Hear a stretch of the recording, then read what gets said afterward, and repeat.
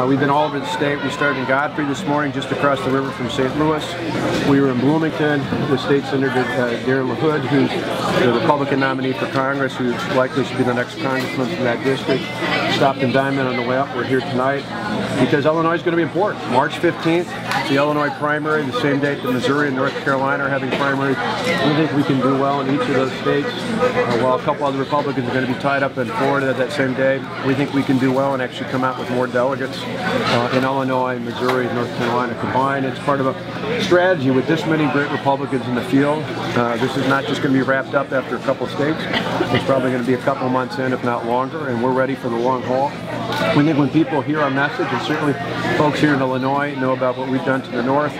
We took a $3.6 billion budget deficit, not only dealt with it, but did so in a way that lowered taxes by some $2 billion on individuals, on employers. Property taxes are actually lower today than we started. The rainy day fund's 165 times bigger than we first took office. A pension fund, folks here in Illinois know how important that is. It's the only one fully funded in the country. Our schools are better. Our graduation rates are up, our third grade reading scores are higher since I took office, and ACT scores are now second best in the country. So you look on every measure from that. The hospitals were just ranked, the healthcare system's ranked second best in the country, second only in New Hampshire. You look on issue after issue, we've shown in a blue state like Wisconsin our reforms can work, and we believe given the chance we can make them work for America. So I think people in this state, be they Democrat or Republican, understand that you got to get your finances under control. If you want to be able to support your schools, which critically need reform here in Chicago, if you want to be able to care for needy families and children and seniors and others, you've got to have a state where the finances are under control. We see the contrast. We've seen it for years, long before you elected a new governor. I mean, my state's the only one with a fully funded pension system. Illinois has one that's not even halfway funded. You look at taxes, you look at unemployment rate. I mean, our unemployment rate before I started was 8.1%.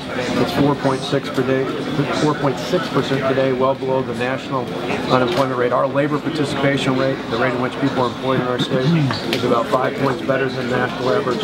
I think that the right focus and going out to the people, you've got to go to the people and not just the lawmakers. Can you give us your thoughts on Donald Trump? Apparently he's attacking you today. So where do you stand on Donald Trump? Hey, Donald Trump can speak just fine for Donald Trump. I'm not going to talk about Donald Trump or anybody else on this race. I'm going to tell people what I'm for, not who I'm against. I think people all across America, whether it's here in Illinois or elsewhere, are tired. They're sick and tired of politicians telling them who they're against and what they're against. I think they want to vote. Americans want to vote for something. They want to vote for someone. I'm going to spend my time telling people what I'm for. I'm for real reform that takes power out of Washington and sends it back to the states. I'm for real growth that helps everyone live their piece of the American dream. And I'm for real safety, which is about making sure our children, our grandchildren are safe from radical Islamic terrorism. I'll leave the others to talk about what about the EPA? What about the set of metrics? Clear. We took a $3.6 billion budget deficit, turned our state around, cut taxes by $2 billion. The economy went from an 8.1% unemployment rate to 4.6% unemployment rate, well below the national rate. Labor participation rates are almost 5 points higher than they are nationally. So his facts are wrong. You just look at the facts. I don't know where he's getting his facts from other than the talking points of the state Democrats, but we've proven them time and time again to be wrong in elections.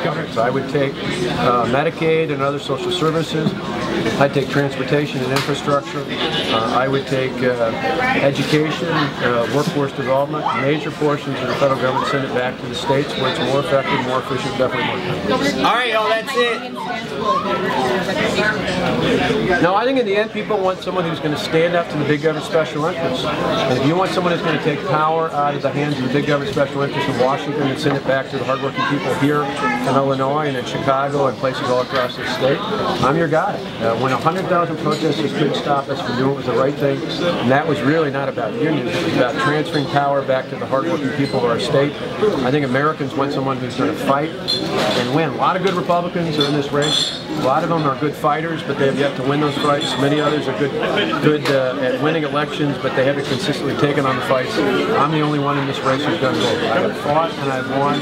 People's lives are better because of it. If you want a president who's going to fight and win every single day for the American people, I'm your guy. What's your reaction to people who want against the Iran deal? Because it's a bad deal.